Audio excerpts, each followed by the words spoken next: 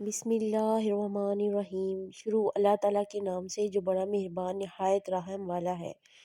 جو شخص بھی آپ کی بات نہ مانتا ہو، نہ سنتا ہو، آپ کی بات کو ویلیو نہ دیتا ہو اور آپ کو کچھ سمجھتا ہی نہ ہو، ہمیشہ اس کے آپ کے ساتھ جھگڑے ہی جھگڑے ہوں اور آپ چاہتے ہو کہ آپ کی وہ بات سنے، آپ سے وہ محبت کرے یا پھر آپ کی بات کو اہمیت دے، کیونکہ ہر انسان کا دوسرے انسان کے ساتھ واسطہ ہوتا ہے۔ اس دنیا میں ہر انسان دوسرے انسان کے لیے پیدا کیا گیا ہے۔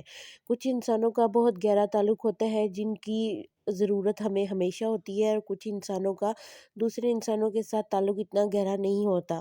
مثال کے طور پر جیسا ہمارا گھر والوں کے ساتھ تعلق ہوگا، جو دکھ درد ہمیں ان کے لیے محسوس ہوگا وہ ہمیں کسی پڑوسی کے گھر سے محسوس نہیں ہوگا۔ اس لیے آ اس لیے یہ سب ضروری ہے کہ ہم سب آپس میں محبت پیار سے رہیں۔ میاں بیوی کے درمیان بھی محبت کا خاص تعلق ہوتا ہے۔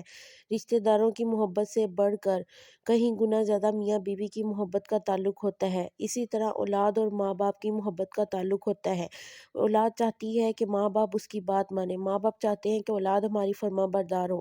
اسی طرح میاں بیوی میں بھی ایکوالٹی کا ساتھ ہوتا ہے۔ تو بیوی چاہتی ہے کہ مرد جو ہے وہ میری بات مانے اور شوہر چاہتا ہے کہ بیوی میری بات مانے۔ غرض یہ کہ لڑائی جھگڑے بھی ہوتے ہیں جو کہ معمول کا حصہ ہوتی ہیں، لیکن اس رشتے میں لڑائی جھگڑوں سے بچنا چاہیے کیونکہ یہ شیطان کی طرف سے عمل ہوتا ہے۔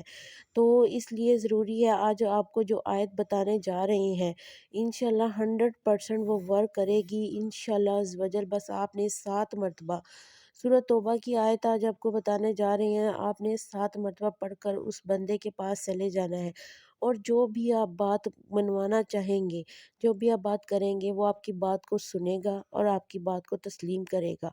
دنیا میں بہت سارے ایسے رشتے ہوتے ہیں جن سے ہم توجہ چاہتے ہوتی ہیں، لیکن ہمیں اس طرح کی توجہ نہیں مل رہی ہوتی جن کی ہمیں ضرورت ہوتی ہے۔ مثال کے طور پر ایک بہو ہے، یہ نئی نئی گھر میں آئی ہے، سسرال والوں کی اٹینشن چاہتی ہے، توجہ چاہتی ہے، پیار محبت چاہتی ہے، لیکن اسے اس طرح کا رسپانس نہیں مل رہا ہوتا جس طرح کو اسے چاہیے ہوتا ہے۔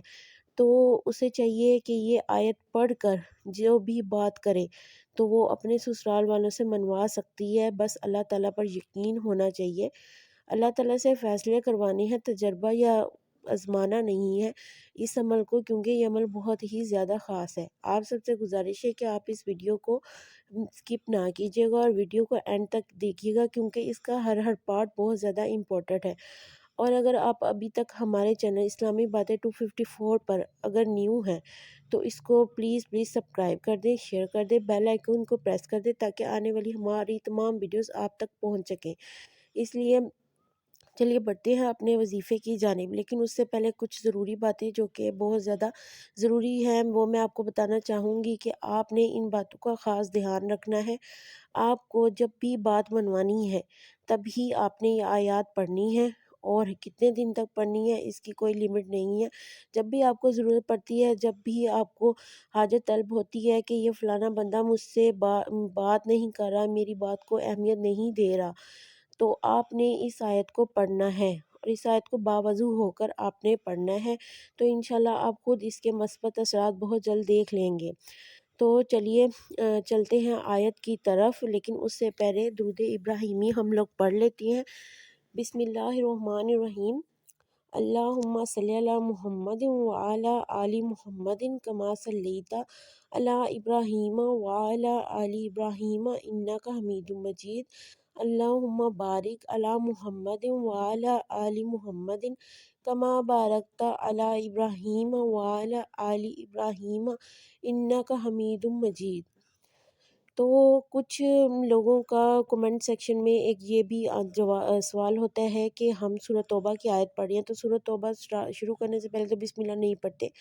آپ کی نیت یہ ہونی چاہیے کہ آپ نے بسم اللہ اس وظیفے کے لیے پڑھنی ہے، سورۃ توبہ کی آیت سے پہلے نہ بھی پڑھیں تو خیر ہے۔ تو آپ نے وظیفے شروع کرنے سے پہلے بسم اللہ پڑھ لینی ہے، اس کے بعد آپ نے درود ابراہیمی پڑھنا ہے، اور آپ نے 3 مرتبہ 7 مرتبہ یا 11 مرتبہ اتنا آپ درود ابراہیمی پڑھ لیں۔